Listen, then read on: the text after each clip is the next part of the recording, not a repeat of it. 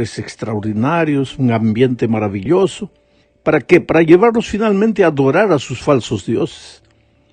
Pero al ver que la seducción no logró ni la adoración ni la obediencia de los jóvenes hebreos, pues ahí el enemigo pasó a usar la amenaza y la persecución. Nabucodonosor es solo una marioneta en la historia. Atrás de él existe un poder maligno que busca desesperadamente la gloria para sí.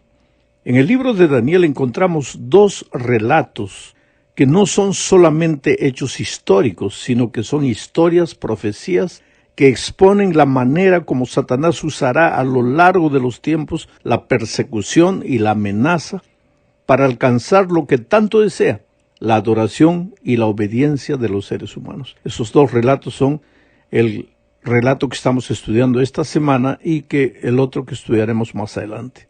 Esta semana, los jóvenes hebreos en el horno ardiendo, más adelante Daniel en la cueva de los leones.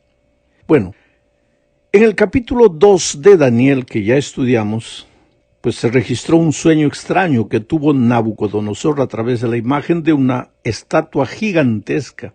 Dios le mostró a través del sueño al rey el desfile de los imperios que dominarían al mundo, desde los días de Babilonia hasta nuestros días. En la interpretación del sueño, el profeta advirtió al rey: tú eres aquella cabeza de oro. Pero después que Daniel se fue, el rey se quedó pensando: ¿y por qué tengo que ser solo la cabeza? ¿Por qué tiene que levantarse otro reino después del mío? El rey no aceptó el hecho de que Dios es el Señor de la historia y quiso tomar en sus manos el control de los acontecimientos. Él pensó, en otras palabras, así: si yo puedo ser todo el cuerpo, ¿por qué tengo que ser solo la cabeza? Entonces viene lo que dice Daniel 3:1. El rey Nabucodonosor hizo una estatua de oro cuya altura era de 60 codos y su anchura de 6 codos. La levantó en el campo de Dura, en la provincia de Babilonia. Sabes, era mucho oro. Más o menos 35 metros de altura por 3 metros de anchura. Era oro macizo, mucho oro. En su sueño, Nabucodonosor estaba representado solo por la cabeza, pero el rey mandó construir toda la estatua de oro. Aquí nuevamente se percibe, pues, la lucha por la soberanía. La criatura no se conforma con ser criatura, quiere ser creador. ¿Por qué solo ser una parte de la historia? Quiero ser toda la historia. No importa lo que Dios diga, quiero tenerlo todo en mis manos. Ese era el raciocinio del rey. Sin embargo, la ambición del rey no para por ahí. Exige dos cosas que solo están reservadas para Dios: adoración y obediencia. Porque el pregonero anunció lo que está en Daniel 3, 4 y 5. Mándase a vosotros, oh pueblos, naciones y lenguas, que al oír el son de la bocina y de todo instrumento de música, os postréis y adoréis la estatua de oro que el rey Nabucodonosor ha levantado. Y cualquiera que no se postre y adore inmediatamente será echado en un horno de fuego ardiendo. ¿Qué es lo que hicieron los jóvenes hebreos delante de esta orden? Ellos sabían lo que la ley de Dios dice: no tendrás dioses ajenos delante de mí. En este punto del relato, querido, aquí en este momento aparece otro aspecto del gran conflicto. Gente que no teme a Dios, gente rebelde, acusa y persigue a los que deciden obedecer la ley de Dios. Esas personas fueron al rey y le dijeron lo que está escrito en Daniel 3:12. Hay unos varones judíos, los cuales pusiste sobre los negocios de Babilonia, Sadrach, Mesach y Abednego. Estos varones, oh rey, no te han respetado, no adoran tus dioses, ni adoran la estatua de oro que has levantado. Pues entonces el rey se airó, se encolerizó, mandó llamar a los jóvenes y les preguntó: ¿es verdad que vosotros no honráis a mi Dios, ni adoráis la estatua de oro que he levantado? Y les dio a los jóvenes la oportunidad de reconsiderar su actitud. Pero para esos jóvenes, adorar y obedecer a Dios No era un asunto que se pudiera negociar, aunque el resultado fuera la pena de muerte. Un día, mi querido amigo, de acuerdo con la profecía de Apocalipsis 13, las personas tendrán que escoger entre adorar a Dios o a un poder humano que se cree divino, y el resultado también será la pena de muerte. Esta es la segunda parte de nuestro estudio. Pero antes quiero decir que en esta historia existe otro detalle. El Estado asume el papel de perseguidor. El argumento para perseguir a esos muchachos hebreos, para encarcelarlos, para intentar matar a esos jóvenes, el argumento que el rey usaba era, que el gobierno usaba era, es que ellos son una amenaza al orden público por desobedecer a las leyes del gobierno. Pero esta historia es una historia profecía, porque tú verás cómo al fin de los tiempos la historia se va a repetir una vez más. Gente que no teme a Dios perseguirá y acusará a gente que está dispuesta a seguir y obedecer los 10 mandamientos, inclusive el día sábado como día de reposo. Y el argumento para perseguirlos será que son elementos que van contra el orden público. Hoy día, cuando vivimos en los tiempos de paz, de derechos humanos, es difícil imaginar que un pueblo va a ser perseguido por obedecer la ley de Dios, pero la profecía dice así. Ahora, hay dos cosas sobre las cuales necesitamos pensar. Daniel 3:7 dice, por lo cual al oír todos los pueblos el son de la bocina, de la flauta, del tamborín, del arpa, del salterio, de la zampoña y de todo instrumento de música, todos los pueblos, naciones y lenguas se postraron y adoraron la estatua de oro que el rey Nabucodonosor había levantado. Todos los pueblos, naciones y lenguas, presta atención a esto. Porque en Apocalipsis 13, versículos 15 al 17, cuando se habla de la bestia que sube de la tierra y obliga a adorar la imagen de la primera bestia, dice, y se le permitió infundir aliento a la imagen de la bestia para que la imagen hablase e hiciese matar a todo el que no la adorase, y hacía que todos, pequeños y grandes, ricos y pobres, libres y esclavos, se les pusiese una marca en la mano derecha o en la frente, y que ninguno pudiese comprar ni vender, sino el que tuviese la marca o el nombre de la bestia o el número de su nombre. ¿Te parece coincidencia? Es por eso que digo que las historias de Daniel son historias profecías, porque ahora la profecía de Apocalipsis 13 dice que en los últimos tiempos se levantará un poder que obligará a arrodillarse delante de la imagen de la bestia, y ay de aquel que no le obedezca. En los tiempos de Daniel fueron arrojados al horno ardiendo. Al final de los tiempos no podrán ni comprar ni vender, serán encarcelados, perseguidos por causa de su conciencia. Bueno, el resultado de la insistencia en obedecer a Dios de parte de los jóvenes hebreos fue la pena de muerte. Ellos fueron arrojados a un horno ardiendo, calentados 7 veces más que de lo común. Pero fueron allá sin miedo. ¿Por qué?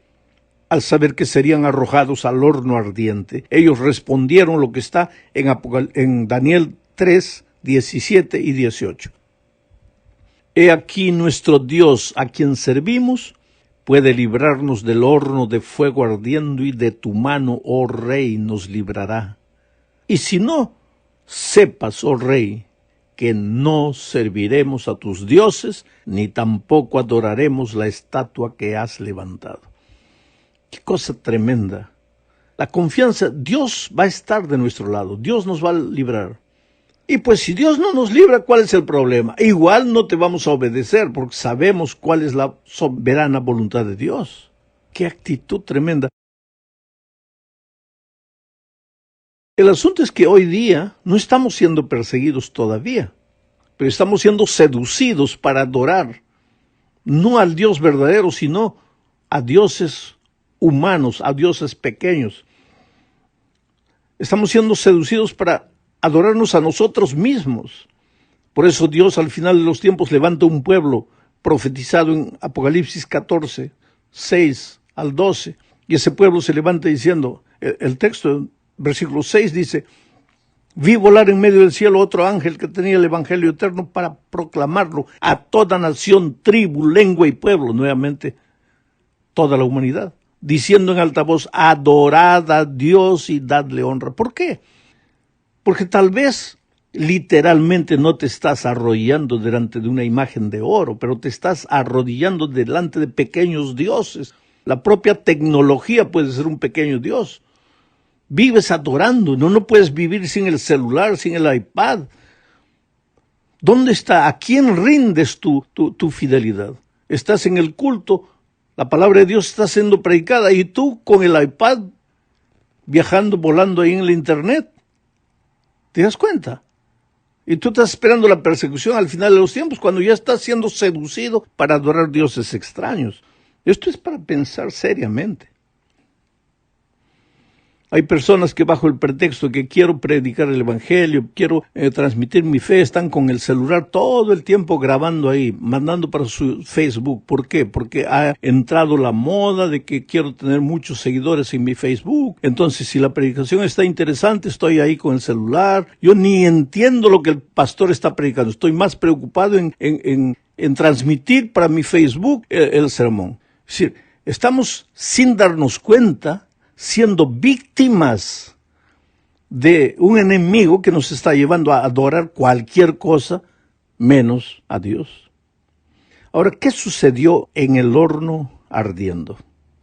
Allá dentro ocurrió algo maravilloso. Las llamas no fueron capaces de quemar a esos fieles hijos de Dios. Y cuando el rey miró dentro del horno, vio 4 personas y no 3. Y exclamó, he aquí yo veo 4 varones sueltos que se pasean en medio del fuego sin sufrir ningún daño. Y el aspecto del cuarto es semejante al Hijo de los dioses. ¿Imaginas quién era este cuarto personaje? Eso mismo, era el Señor Jesucristo. Y eso, querido, te da la seguridad de que aunque el fuego de las circunstancias parezca devorar tu vida, Jesús aparecerá en el momento más difícil para liberarte de la muerte. Pero ahora llegamos a la parte final de este estudio y necesitamos responder una pregunta. ¿Por qué los jóvenes hebreos salieron victoriosos de la prueba? ¿Por qué no claudicaron? ¿Por qué no se rindieron? ¿Por qué no se entregaron delante del pecado? En primer lugar, porque conocían la palabra de Dios y no fueron engañados. Sabían que debían obedecer solo a Dios. Ahora yo te pregunto, ¿estás seguro que tú conoces la palabra de Dios? ¿Sabes? Nuestra naturaleza pecaminosa, a nuestra naturaleza no le gusta estudiar la palabra de Dios. Te levantas, sales corriendo, haces cualquier cosa, pasas el día, a veces no abres la palabra de Dios para meditar en un texto por lo menos. Entonces, ¿qué sucede? Cuando vienen las probaciones, cuando vienen las dificultades, pues tú estás como un anémico, debilitado espiritualmente, no puedes resistir, eres víctima de cualquier seducción del enemigo. Es interesante que mucha gente se está preparando para resistir en el día de la persecución y está siendo seducida hoy, sin fuerza. ¿Por qué? Porque no conoces la palabra de Dios. Tienes que alimentarte todo día de la palabra de Dios, aunque no tengas ganas. No se estudia la Biblia solo porque da ganas de leer la Biblia, no.